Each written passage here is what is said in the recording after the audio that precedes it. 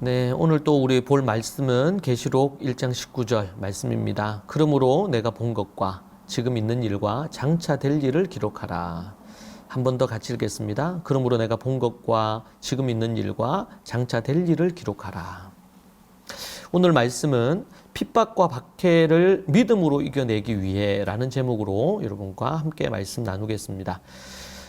이제 이 요한계시록 우리가 좀 계속 개론적으로 살피고 있는데요. 이 편지를 받는 수신자들은 소아시아 서쪽에 있는 7교회입니다. 7이라는 숫자가 의미하듯이 모든 세대, 온 세상의 교회를 위해 쓴 책으로 보는 것 무리가 없을 것입니다. 소아시아의 그 서쪽에 있는 7교회를 칭하지만 그러나 이 7이라는 숫자가 가지는 의미로 우리가 볼 때에 모든 앞으로 다 올 모든 교회들 또 소아시아 지역뿐만 아니라 전 세계에 있는 모든 교회들을 다 총망라해서 그들에게 보내는 편지라고 봐도 무리가 없다는 것이 대부분의 학자들의 의견입니다.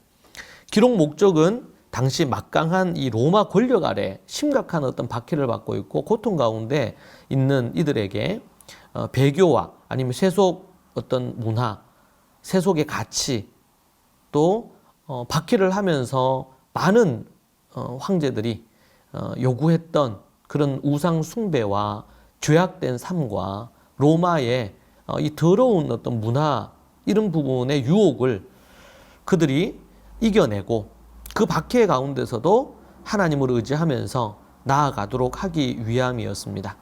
그 가운데서 박해 가운데 성도들을 위로하고 격려하고 그리고 믿음에 굳건하게 서서 환난과 박해를 이기도록 하기 위한 그런 목적으로 지금 사도 요한은 하나님의 계시를 받아서 이 요한계시록을 기록하고 있습니다.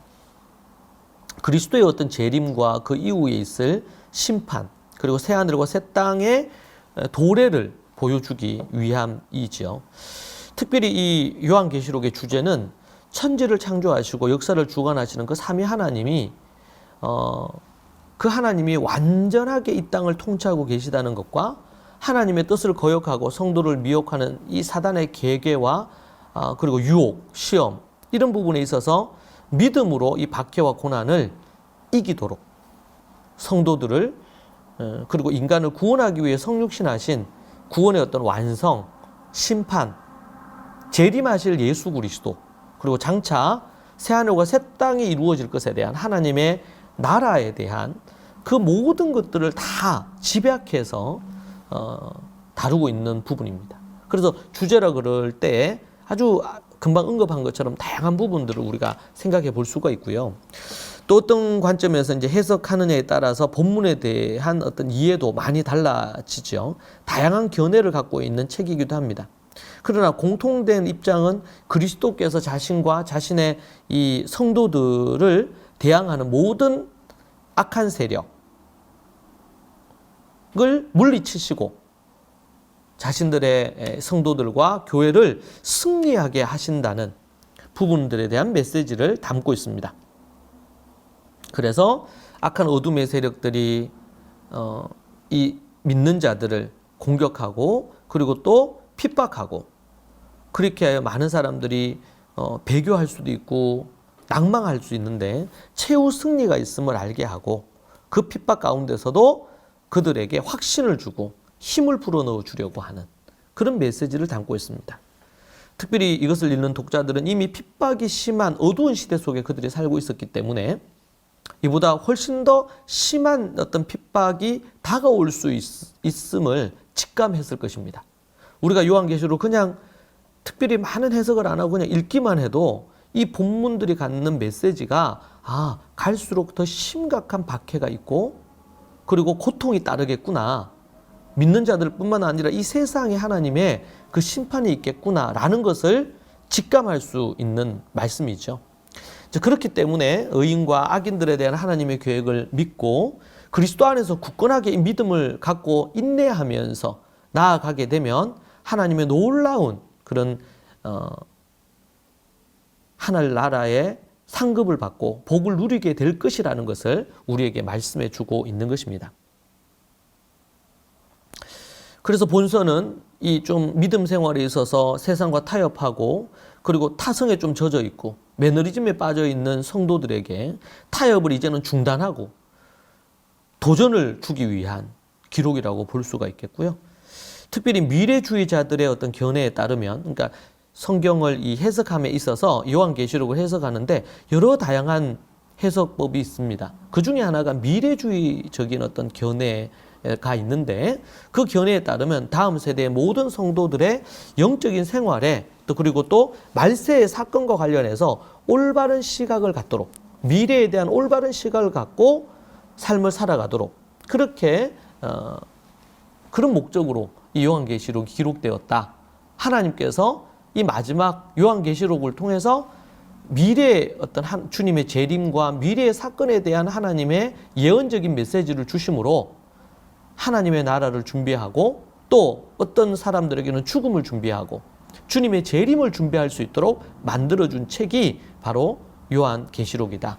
그래서 깨어 근신하도록 만들기 위함입니다. 요한계시록에 대한 다양한 해석들이 있는데 그것은 우리가 또 다음 기회에 우리가 한번 살펴보도록 그렇게 하겠습니다. 그래서 이 해석들이 장단점이 있고 또 어떤 중요한 이 주력되는 그래서 여기서 이제 제가 다루는 것은 토다의 삶에서 우리 게리 코엔 박사님 그리고 강신권 박사님이 갖는 총장님이 갖는 요한계시록에 대한 기본 해석을 바탕으로 본문을 중심으로 여러분과 함께 나누는 것입니다. 그렇게 여러분들이 이해하시면 도움이 될 것 같습니다. 핍박과 박해 때에 믿음으로 어떻게 우리가 이겨낼 것인가?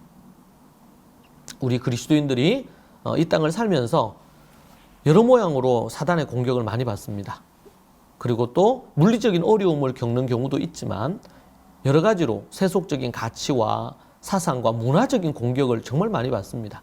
때로는 이데올로기와 가치관의 공격이 세계관의 전쟁이 여전히 우리에게 있습니다. 그리고 이미 많은 그리스도인들이 교회 안에 있는 성도들이 교인들이 이미 사단의 밥이 되어서 세속적인 가치에 물들어 있고 교회는 하나님의 말씀의 그 순수함을 잃어버렸거나 아니면 세속화된 경우들이 꽤 많습니다.